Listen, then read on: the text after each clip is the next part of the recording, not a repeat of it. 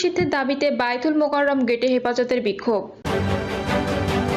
এদিকে ইসকন হাসিনার পতনের পর কেন প্রতিবাদ আন্দোলন করছে? চিন্ময় ইসকন ও সংখ্যালঘুদের নিয়ে নতুন করে যা বলল ভারত। জানাবো জান্তা প্রধানকে গ্রেপ্তারে পরোয়ানার আবেদন স্বাগত জানালো বাংলাদেশ, বলছে মিয়ানমার। এবং সর্বশেষ জানাবো ইসকন ও আওয়ামী লীগকে নিষিদ্ধের দাবিতে বিপ্লবী ছাত্র পরিষদের বিক্ষোভ, বলছেন আইনজীবী সাইফুল হত্যা। শুনছিলেন সংবাদ শিরোনাম, এবারে বিস্তারিত। ইসকন নিষিদ্ধের দাবিতে বায়তুল মোকাররম গেটে হেফাজতের বিক্ষোভ। ইসকনকে নিষিদ্ধের দাবি ও চট্টগ্রামে আইনজীবী সাইফুল ইসলাম আলিফ হত্যার প্রতিবাদে রাজধানীতে বিক্ষোভ সমাবেশ করেছে হেফাজতে ইসলাম ঢাকা মহানগর। এর আগে গতকাল জামিয়া রাহমিয়া আরাবিয়া মোহাম্মদপুর হেফাজতে ইসলাম বাংলাদেশ ঢাকা মহানগরের এক বৈঠকে এই সিদ্ধান্ত নেয়। বৈঠকে সভাপতিত্ব করেন সাংগঠনিক ঢাকা মহানগর সভাপতি মাওলানা জুনায়েদ আল হাবিব। বৈঠকে নেতারা বলেন, দেশের পরাজিত শক্তি হিন্দুদের একটি অংশকে ব্যবহার করে বিশৃঙ্খলা ও নৈরাজ্য সৃষ্টির পায়তারা চালাচ্ছে। এর অংশ হিসেবেই দেশকে অস্থিতিশীল করার অপতৎপরতা চালাচ্ছে ইসকন। গত মঙ্গলবার চট্টগ্রাম আদালত প্রাঙ্গণে আইনজীবী সাইফুল ইসলাম আলিফকে যেভাবে কুপিয়ে ও জবাই করে হত্যা করেছে তাকে গৃহযুদ্ধ বাঁধানোর অপপ্রয়াস ছাড়া আর কি বলা যেতে পারে? ইসকন হাসিনার পতনের পর কেন প্রতিবাদ আন্দোলন করছে? ইসকনকে উদ্দেশ্য করে বিএনপির জাতীয় স্থায়ী কমিটির সদস্য নজরুল ইসলাম খান বলেছেন, একটা সংগঠন সম্প্রতি যা করছে আমি তাদের নামও নিতে চাই না। দুনিয়ার বিভিন্ন দেশে তাদের শাখা আছে, একমাত্র বাংলাদেশ ছাড়া আর কোনো দেশে তারা দাবি নিয়ে মিছিল লং মার্চের ঘোষণা দেয় না। কেন এখানে করা হয়? এত বছর ধরে যে নির্যাতন নিপীড়ন করেছে তখন কোনো প্রতিবাদ না করে শেখ হাসিনার পতনের পর নতুন সরকার আসার সঙ্গে সঙ্গে এই আন্দোলনটা কেন করতে হবে? তারা এই দেশের মানুষরা ভারতের সরকারের কাছে অনুরোধ জানায় এ ব্যাপারে ব্যবস্থা নেওয়ার জন্য। বাংলাদেশ কারো অধীনে নাকি যে ব্যবস্থা নেবে? আর তারাও বিবৃতি দেয়। এই যে জুলাই আগস্টে হাজারো মানুষকে মেরে ফেলা হয়েছে, এই নিয়ে তো কোনো বিবৃতি দেখলাম না। অ্যাডভোকেটকে মেরে ফেলা হলো, এই নিয়ে তো কোনো বিবৃতি নেই। একজনকে গ্রেপ্তার করলে বিবৃতি দিয়ে দেবেন, আর হাজার হাজার মানুষকে খুন করলে বিবৃতি দেবেন না, এটা পক্ষপাতমূলক। চিন্ময় ইসকন ও সংখ্যালঘুদের নিয়ে নতুন করে যা বলল ভারত। বিতর্কিত হিন্দু পণ্ডিত চিন্ময় কৃষ্ণ দাসকে গ্রেপ্তার নিয়ে গত কয়েকদিন ধরে মাতামাতি চলছে ভারতে। এছাড়া বাংলাদেশের সংখ্যালঘুদের উপর নির্যাতন বেড়ে গেছে বলে ভারতীয় সংবাদ মাধ্যম ঢালাওভাবে প্রচার করা হচ্ছে।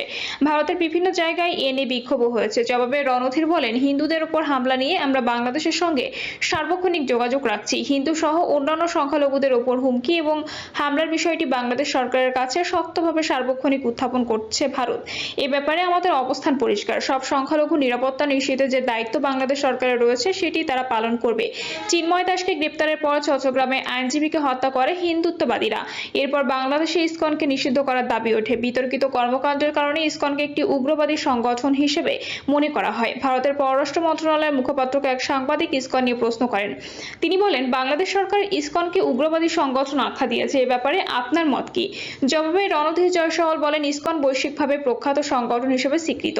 তাদের সামাজিক ক্ষেত্রে অবদান রাখার ভালো রেকর্ড রয়েছে। আমরা বাংলাদেশ সরকারকে আবারও বলবো, সংখ্যালঘুদের নিরাপত্তা নিশ্চিত করুন। তিনি বলেছেন, আমরা চিন্ময় দাসের গ্রেপ্তার নিয়ে একটি বিবৃতি দিয়েছি।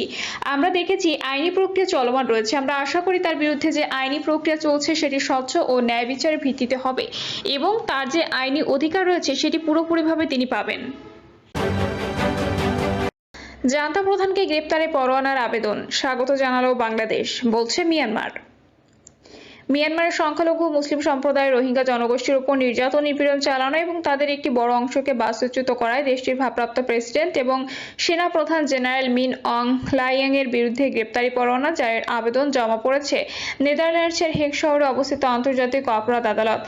সামাজিক যোগাযোগ মাধ্যমে এক্সে পোস্ট করা এক বক্তব্যে করিম খান বলেন, 2022 সালে বাংলাদেশে এসেছিলেন তিনি। সেই সঙ্গে সফরে কক্সবাজারের রোহিঙ্গা শরণার্থী ক্যাম্প সরেজমিনে পরিদর্শনের পাশাপাশি সেখানে বসবাসরত রোহিঙ্গা কমিউনিটি বেশ কয়েক বছর নেতা এবং বাংলাদেশের সরকারের প্রতিনিধিদের সঙ্গে বৈঠক করেন তিনি। তারপর নেদারল্যান্ডসে ফিরে আইসিসি দপ্তরে সফরের অভিজ্ঞতা বিষয়ক প্রতিবেদন এবং মিয়ানমারের জান্তা প্রধানকে গ্রেপ্তারের পরোয়ানা জারির আবেদন জমা দেন। করিম খান বলেন, গ্রেপ্তারি পরোয়ানা জারির জন্য আমার দপ্তর থেকে যে আবেদন করা হয়েছিল হয়েছিল সেখানে বলা হয়েছিল যে 2016-17 সালে মিয়ানমার রোহিঙ্গাদের বিরুদ্ধে যত মানবতা বিরোধী অপরাধ সংঘটিত হয়েছিল এবং যেসব রোহিঙ্গাকে মিয়ানমার ছেড়ে বাংলাদেশে পালাতে বাধ্য করা হয়েছিল প্রতিটি ক্ষেত্রে মিয়ানমারের জ্যেষ্ঠ জেনারেল এবং ভারপ্রাপ্ত প্রেসিডেন্ট মিন অং হ্লাইং এর সংশ্লিষ্টতা রয়েছে। সে সময় জেনারেল হ্লাইং সেনা প্রধান ছিলেন এবং মূলত তার নির্দেশে ঘটেছে এসব অপরাধ। আইসিসি সূত্রে জানা গেছে আবেদনটি বর্তমানে আদালতে প্রি ট্রায়াল চেম্বারের 1 নম্বর বিচারকের দপ্তরে রয়েছে। আবেদনের সঙ্গে যেসব সাক্ষ্য প্রমাণ জমা দেওয়া হয়েছে সেসব আমলে নিয়ে বিচারক এখন এই ব্যাপারে সিদ্ধান্ত নেবেন। পরোয়ানার একবার তার স্বাক্ষর পড়লে জেনারেল হ্লাইং এর গ্রেপ্তারে তৎপরতা শুরু করবে আদালতের শীর্ষ কৌশলী দপ্তর। এদিকে জেনারেল হ্লাইং এর নামে গ্রেপ্তারি পরোয়ানা আবেদনকে স্বাগত জানিয়েছে বাংলাদেশের বর্তমান অন্তর্বর্তী সরকার। বাংলাদেশ সরকারের রোহিঙ্গা অ্যাফেয়ার্স বিষয়ক মুখপাত্র খলিলুর রহমান আইসিসির শীর্ষ কৌশলীর এ পদক্ষেপের প্রশংসা করে তুরস্কের রাষ্ট্রায়ত্ত সংবাদ সংস্থা আনাদোল এজেন্সি বলেন, এটি গুরুত্বপূর্ণ একটি উদ্যোগ এবং মিয়ানমারের সেনাবাহিনী জবাবদিহিতার আওতায় আনা এবং রোহিঙ্গাদের প্রতি ন্যায় বিচার নিশ্চিত করার প্রাথমিক পদক্ষেপ।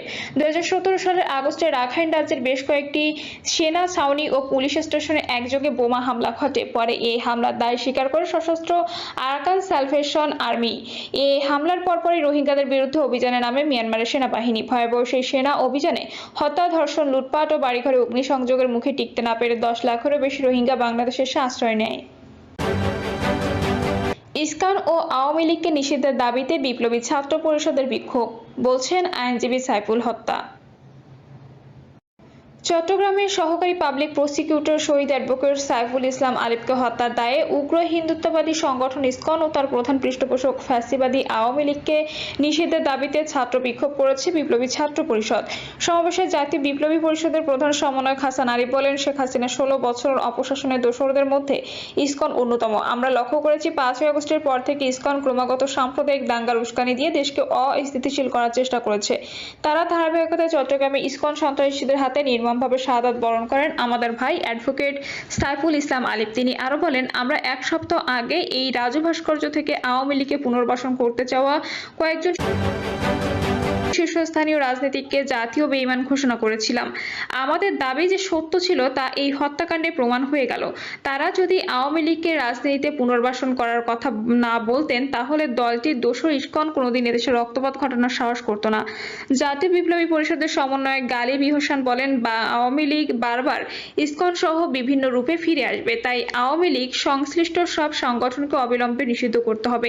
এই দাবি আদায়ে ছাত্র জনতাকে সবসময় সোচ্চার হতে হবে। বিপ্লবী ছাত্র পরিষদের আহ্বায়ক আব্দুল ওয়াহেদ বলেন, ইসকন নেতা চিন্ময় কৃষ্ণ দাস রাষ্ট্রদ্রোহ মামলার ওয়ারেন্টভুক্ত আসামি হওয়া সত্ত্বেও প্রকাশ্যে সভা সমাবেশ করে উস্কানিমূলক কথা বলেছিলেন। এ অবস্থায় সরকার বাধ্য হয়ে তাকে গ্রেপ্তার করেছে, অথচ ভারত তাকে গ্রেপ্তারে বিরোধিতা করে বাংলাদেশের অভ্যন্তরীণ বিষয়ে হস্তক্ষেপ করেছে। চিন্ময়ের সঙ্গে বুদ্ধিজীবী ফরহাদ মহাজার সাক্ষাৎ করায় তার গতিবিধি পর্যবেক্ষণ করার আহ্বান জানান ছাত্রনেতা।